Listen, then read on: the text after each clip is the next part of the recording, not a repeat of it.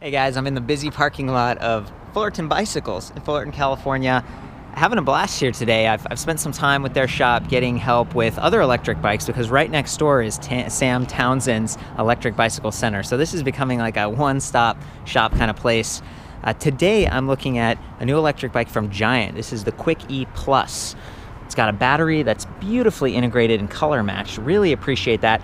It belongs to one of the employees here. He's been riding it for several months, really getting to know the technology, and said he really enjoyed it, but you know, they got their hands full. So he was like, yeah, just go out and check it out yourself. Here is the battery pack. He didn't have his key, he didn't bring it to work, so we had another one laying around. 7.5 pounds. This is what it looks like inside. Giant is using the Yamaha drive system, and they allow you to use your own display and battery design in this case. So it's kind of neat. It looks a little bit different than like on the high bikes and some of the other platforms I've seen. 36 volts, 496 watt hours, so nearly 500 watt pack. That's kind of the new standard this year from Bosch, from Yamaha. A little bit higher capacity. This is the charger, about 1.8 pounds, 3 amp charger, a little bit faster, and a nice metal end piece here. Kind of looks like a microphone jack for audio equipment. Good stuff. Relatively compact, easy to put into a backpack or onto panniers or something, because it's got this beautiful rack. The bike comes in 4 different sizes, like 17, 19, 21, 23. Really awesome to get that sort of range. I love that, you know, it's a relatively stiff, kind of a sporty platform, but the standover height's a little bit higher just because of this diamond shape. They were able to squeeze a bottle cage Boss setup in. That's something I like to call out because I prefer to be able to add a lock or a pump or just, you know, have that accessible. And being, you know, a more mainstream company like Giant, they were able to spend more money and make this nice, just really clean integration of the battery. I definitely appreciate that. It blends right in versus being, you know, tacked on kind of aftermarket. Can get bumped a little bit easier. Nice shielding around the motor. If we come over to this side, you can see it integrated. And it says Synchro Drive Sport, powered by Yamaha. So that, you know, a little bit less on the branding there, but it's the same motor that I've ridden on some of the other bikes, and it's great. It's definitely a good performer. 250 watt nominal, 500 watt peak, 80 newton meters of torque. Very, very capable. You know, they have a couple of different versions, and I think this one is more oriented for street performance, and it's a speed pedelec design, so you can end up going 28 miles per hour on this and really getting to your destination quickly. But there's no throttle or anything. It's all pedal assist. Measures the rear wheel speed, that little magnet there, pedal cadence, and pedal torque. So it's very responsive. One thing it does not have is shift sensing. So, you know, you do need to be a little bit more careful and thoughtful when you're shifting gears, that you aren't pushing extra hard, activating the motor at a high power level and shifting. That could kind of stress the derailleurs. Pretty good kit here, Shimano Deore. This is Shadow back here. And then we've got 20-speed drivetrain. So 10 sprockets in the rear, 2 up front FSA, 48 tooth is the large one. The tires have actually been upgraded from Schwabe. The ones that it comes with have a reflective sidewall stripe, which is nice.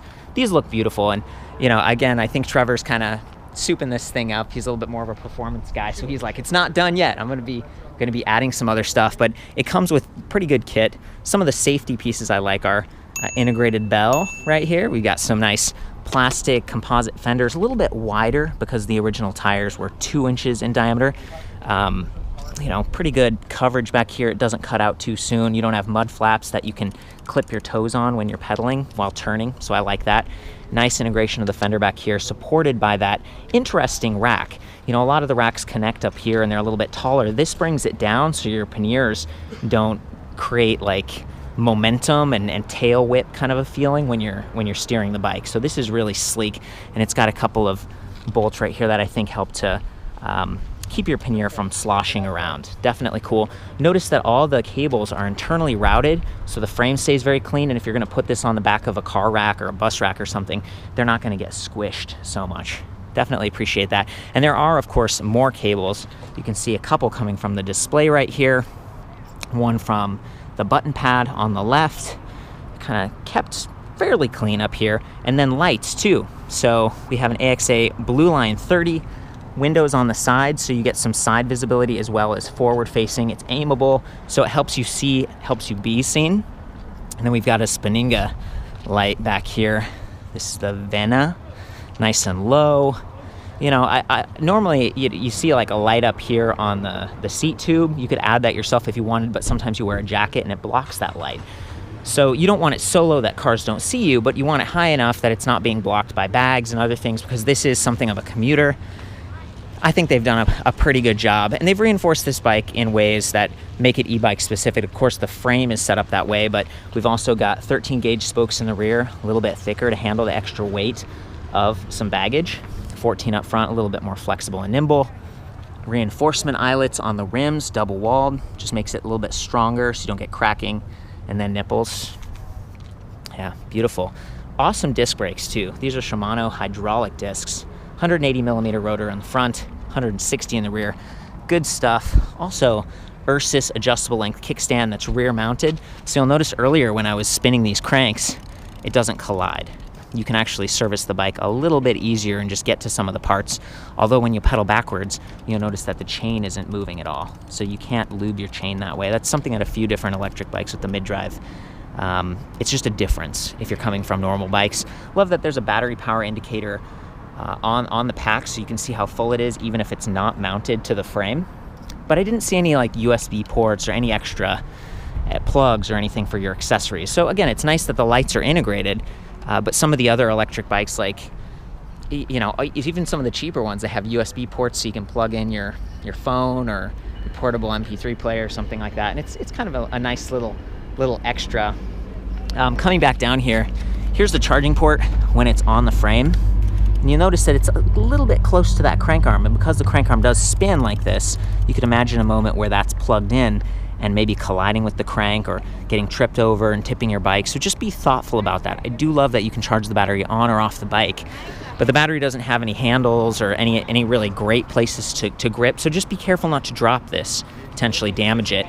The bike does come with a 2-year kind of comprehensive warranty that can, it's actually a lifetime for the frame, but 2 years for everything else, which is really pretty good. I appreciate that, definitely. Again, you're looking at a mainstream brand here. Maybe it's time to jump into the display. Before I do, let's hit the touch points. 30.9 millimeter seat post diameter, 300 length. Pretty nice seat here, Giant branded. Giant grips, locking, trigger shifter, Shimano up here, and then the display panel. Display panel is not removable, but it's a little bit smaller and sleeker than some of the other Yamaha paired displays that I've seen. It is backlit, which is kind of cool. And then we've got the button pad that's relatively easy to reach here on the left. Looks very well sealed against water, kind of rubberized. So I'm going to hold the power button for a couple seconds, and you can see the display coming to life. And the light is on right now, but I can press this to kind of cycle through different modes. So it's got light, day, night. It's kind of an infographic. Press it one more time. There we go. So the light's off, but the display's still pretty readable to me. Just the way it's set up, it's kind of like a reflective design. When I was inside, it was a little bit darker in the shop, and I couldn't see the display. I couldn't read it very well unless I turned the backlighting on. So it's nice that that's so conveniently placed right there. There's an info button on top, and if you press that, it cycles through some of the trip readouts, including range.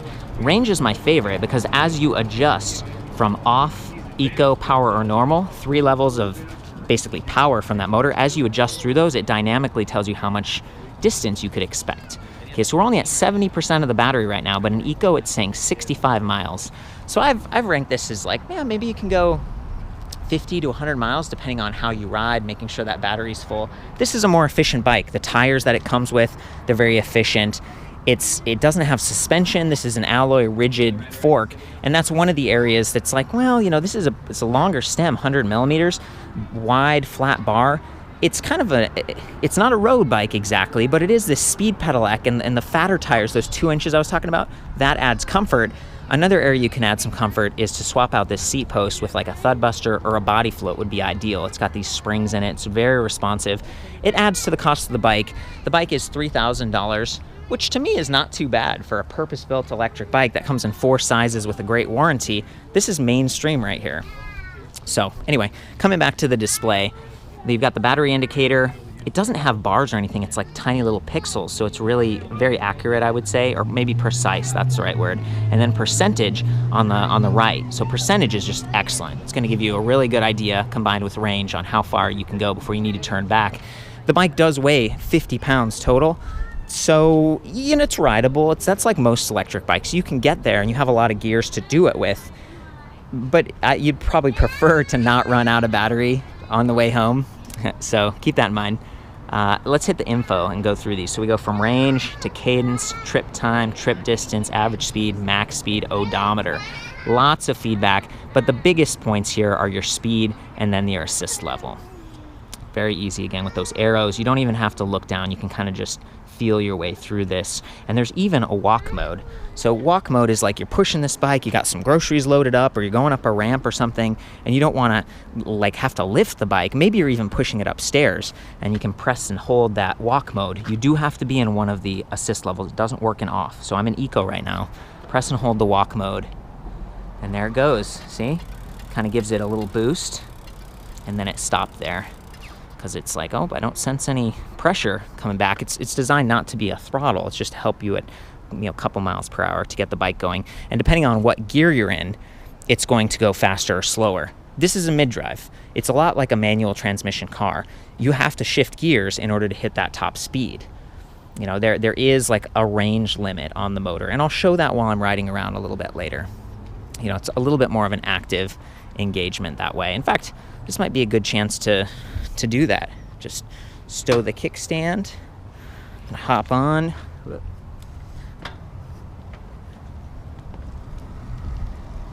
Really quiet, really smooth right now because I'm in eco. You know, there's a bunch of different levels. I'm gonna arrow up to power now. Let's see how that sounds.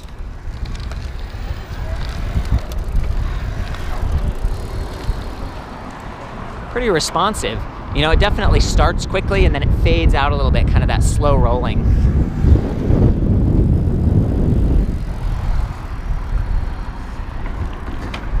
Let's try to get up to some of those higher speeds, 13, 16, 20, and beyond.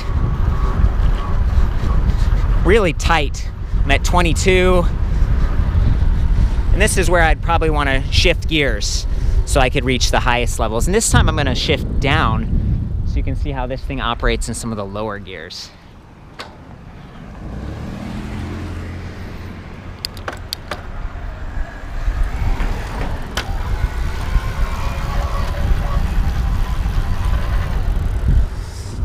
And I got to the point with my cadence there where the motor RPM was like, nope, I'm not gonna go that fast, and it sort of faded out on me. One of the things that I've noticed about the Yamaha system is it doesn't have quite the same range as Bosch, but it is very quick and it's very quiet. And just keep in mind that shifting, you really want to give yourself a little bit, ease off a little bit before you do the shift.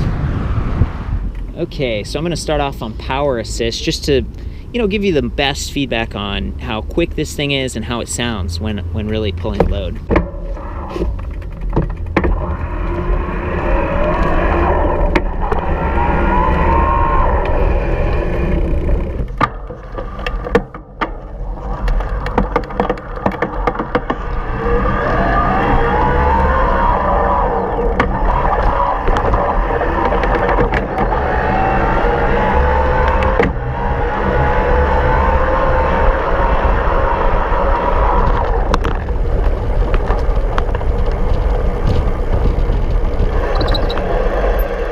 This is Trevor. How's it going, bud? Hey, how's it going? You know, you're a taller guy, and I love the fact that this comes in multiple sizes. How tall are you? I'm 6'3". 6'3". Do you mind sharing your weight? Right now, I'm at 228. 220. Do you feel the motor power? Like, how does this thing respond to you? From what it comes to, I mean, I've ridden road bikes for probably 10 or 11 years, so I kind of understand that the motor will engage right as the torque comes up, or like when I'm starting at lights, you could definitely feel the power of the engine right working. away. Yeah, and it's really nice. It's very nimble, and it's also super quick, and actually does everything you can to get back into that cadence and go faster. You've been riding bikes for a long time, yeah? Yeah. So this is your first electric bike, right? Yes, it is. Do you have any, I mean, just general thoughts, like what authentically, how do you feel about it? I like it. I mean, the way that I think about it is, in the community especially, not everybody can get back into shape that they were when they were like 25 or like below. Like, I know for me, I've lost a lot of fitness over the past few years. I've definitely been fitter, but overall, to have a bike that's kind of nice and easy to ride, and you could actually still hit 28 miles an hour, super quick and easy. Yeah. That's great for everybody. I mean, really, when you look down to it, it's going to be something that will change the way bikes are looked at in the States. And I know in Europe they've done this a lot, yeah, and they've actually encouraged a lot of electric bikes. And I think it's great for people who are commuting just like me, and just more people that have different ages. So you have like people who are overweight, people who are going to be like 65 plus, or not be as young as they want to be. But this will bring back the fun of riding bikes. That's the first thing I've noticed, is that it brings back fun. Dude, well said. Well said. I really appreciate you taking a minute. I know it's been a busy day. How far is your commute daily? I do 35 miles a day on it. Oh my gosh. Yeah. You get home, how much battery is left usually? Usually I'm riding at like 27, 28 miles an hour on it. So I'm kind of capping out the motor. I've gotten it back with about 35% of battery left, which is close to it. I've done some testing on it. I've done longer rides where it's like I'll go do a group ride after work and done about 55 to 60 miles on it. Wow. But that's just kind of figuring out like, okay, how's my power consumption going to be, and you kind of got to dial it back a little bit. Right. But overall, it definitely does what the range says. And I mean, if the more consistent you are on it, the better the battery is going to be on it. Right. I've heard that over 20 miles per hour, just the wind resistance, you kind of get this exponential decrease in battery efficiency. Correct. Sweet. Do you mind just hopping on it and like doing a circle here? I'd love to just kind of like third person what it looks like. This is your bike. It's your size. Looking good, man. Oh, it's not on. He's like, oh, it's a little heavy. I hadn't turned it on yet. So like I rode a lot yesterday. Uh-huh. Uh-oh. Hey, you're all good. What were you saying? You rode a lot yesterday? Yeah, like we did like 108 miles on a road bike yesterday. Oh, man. So like this was the perfect bike to ride into work today. Sweet. Yeah, it gives you a little, you can kind of relax. And you know what? I didn't see this before, but there is a USB port. Yes. Have you ever used that? I haven't used that yet. That's for a lot of diagnostic stuff in it. I don't have the software to actually check it out here yet, but I know that Giant actually sends people out to check the diagnostics of the e-bikes. So sweet. If you ever have any problems with it, they'll bring somebody out from Yamaha or Giant themselves, and they actually have a specific person to do that. And you guys carry several models. So Fullerton bicycles on Commonwealth. Commonwealth, we carry the Quickie, we have the Foleys, we sell some Foley Zeros, and the Dirties as well. Sweet, man. So I mean, we do all the bikes. The Roadies are also very fun. There's just a little bit difference in motor. Can't wait to check it out, man. Thank you. All right, thank you. Whew. Well, that was fun. First time I've had a chance to look at one of these Giant electric bikes. I think they've done a great job, really well integrated. For the full write-up on this, I'll see you back at ElectricBikeReview.com. Again, thanks to Fullerton Bikes for letting me check out their models. And as always, ride safe.